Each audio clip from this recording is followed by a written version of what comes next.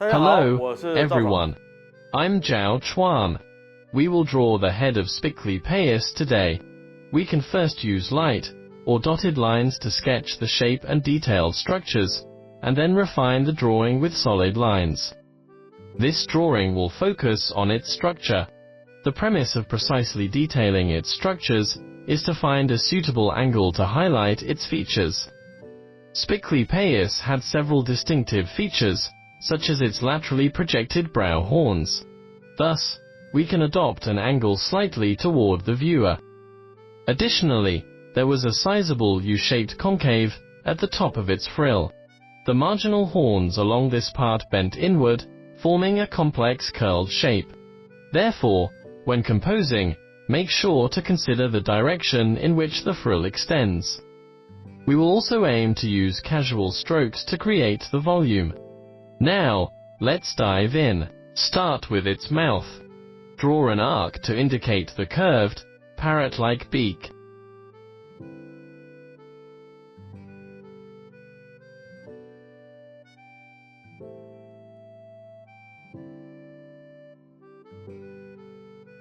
Position the eye in the center of the paper.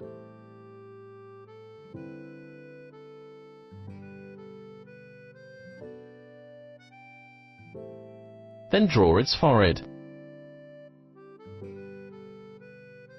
followed by the brow horns, which project to the sides, a unique feature of this dinosaur.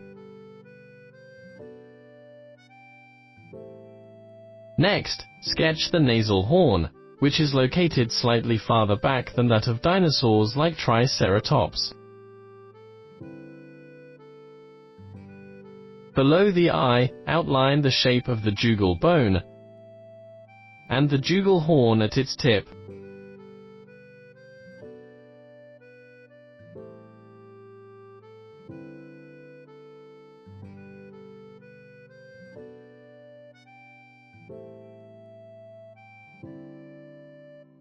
Its frill extends backward from here. Using a relatively light line, outline the horns along the edge first. Its marginal horns were quite huge, distinguishing this dinosaur from other ceratopsians.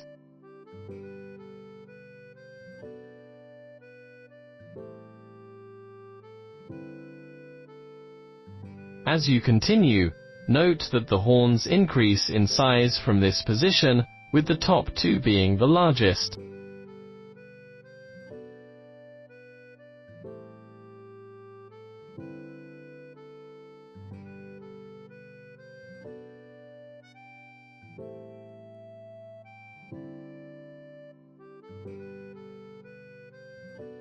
Then, draw the two iconic horns in the center. The innermost part should curl inward, while the two sides are raised upward, a bit like rolled-up cloth or dumpling wrappers.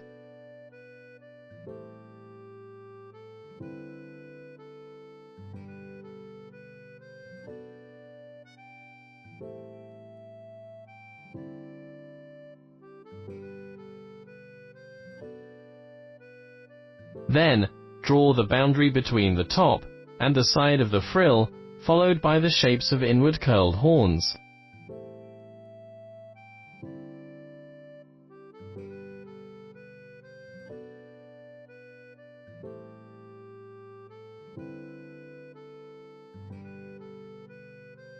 Now, we move to other parts. Draw its lower jaw,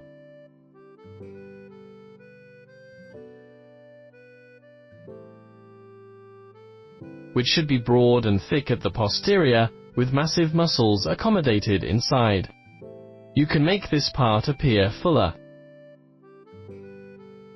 Next, sketch a small portion of its body.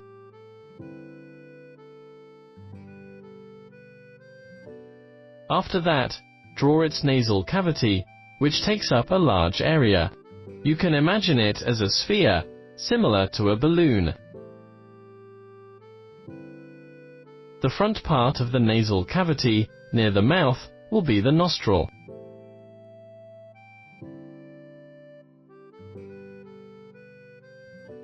Once you finish the initial draft, you can use solid lines to define the whole picture more clearly. Here in its mouth is where the beak meets the skin.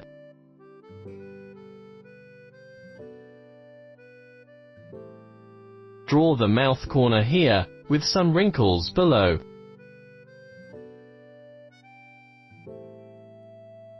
Then, the beak of the lower jaw.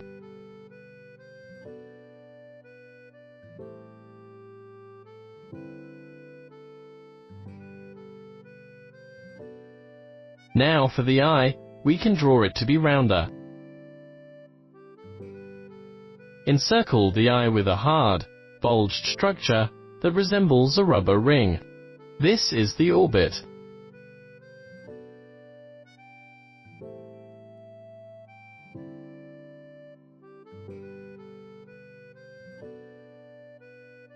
We can draw some relatively large scales behind the eye socket, which will extend to the side of the frill.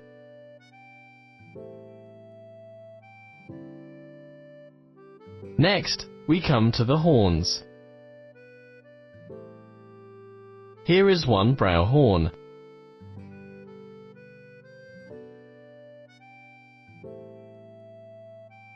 Then, draw the nasal horn,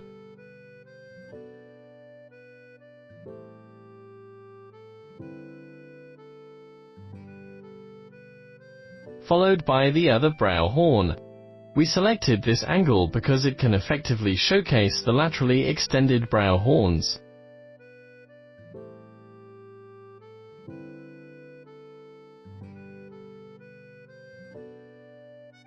Draw the boundary lines, where the roots of marginal horns connect to the frill.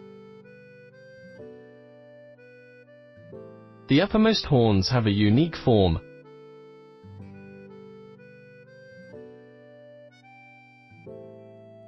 We need to draw them folding over, with the front edge wavy shaped. This part may be formed by 4 fused horns. Then, we come to this side. The tip of the horns can be a bit sharper. Note that these boundary lines should curve to follow the shape of the horns.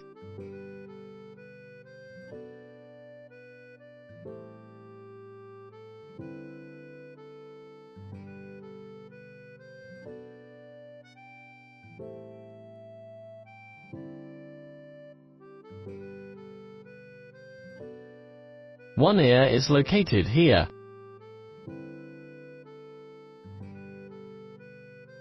Then, draw the pupil.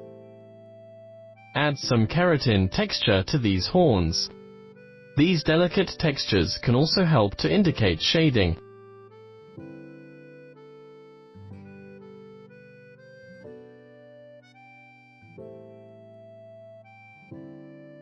Next, let's draw some horizontal lines to represent its growth marks. We will do the same for the beak.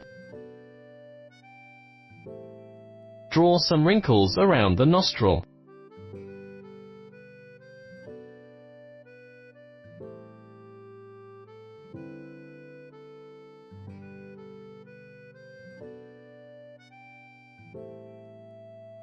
Add some lighter lines around the mouth to explain the structure of the face.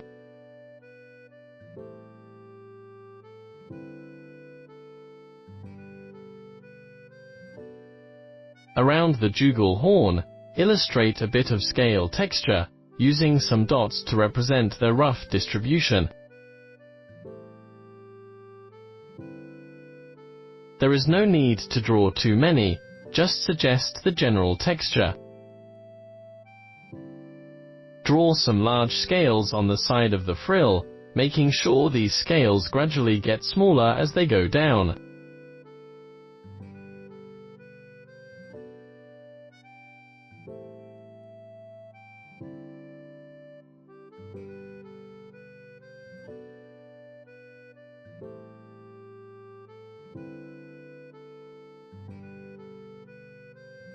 Then, let's refine the face, including creating the impression that the brow horn and eye socket are integrated.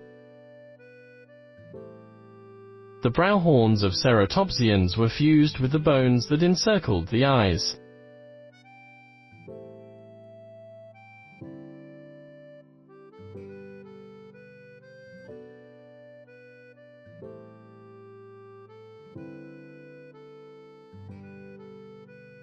Next, we can add some scales around the horns on the sides of its frill. Then, shade those marginal horns to show their thickness.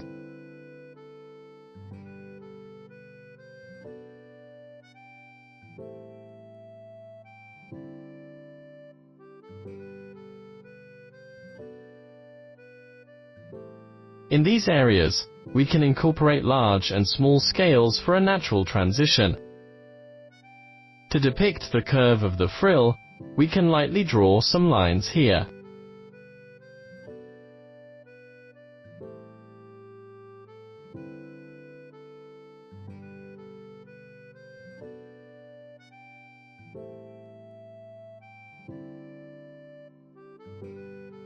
For the top horns, use shading to strengthen the curling effect.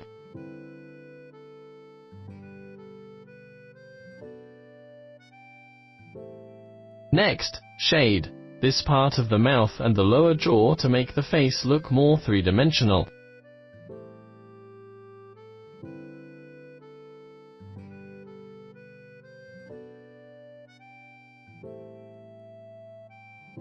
Apply shading in this position, noting that its ear hole is positioned here, but will be obscured after shading.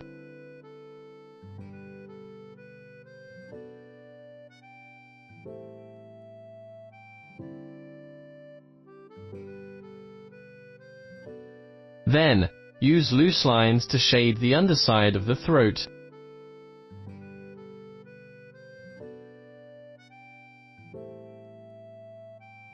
And employ more casual lines to strengthen the shading on the face, giving it more volume.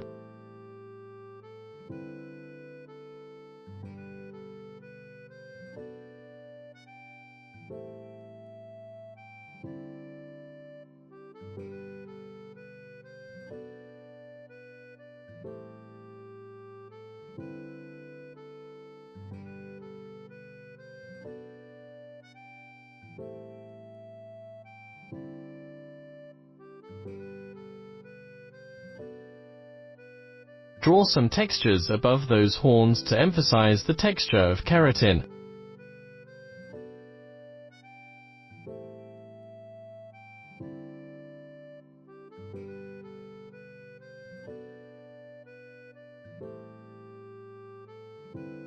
We can also make these areas appear as if they are in the shadow area.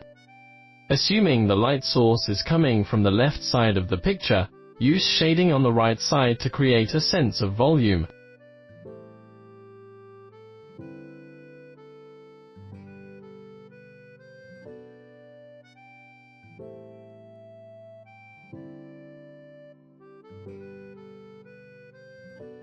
Finally, let's enhance the details a bit more for a polished finish.